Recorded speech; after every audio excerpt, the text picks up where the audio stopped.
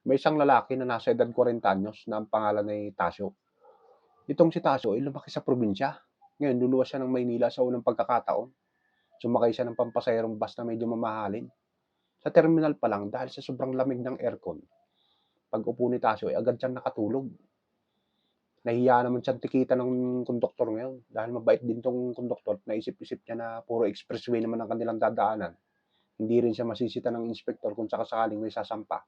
Kaya hinayaan na lang niya si Tasyo na makatulog.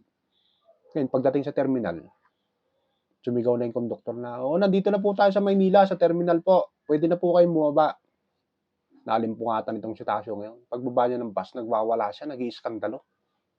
Nilapitan siya ng konduktor ngayon. "Sir, ano po bang problema niyo? Bakit po kayo nagwawala? Mga magnanakaw kayong lahat." "Eh, bakit po?"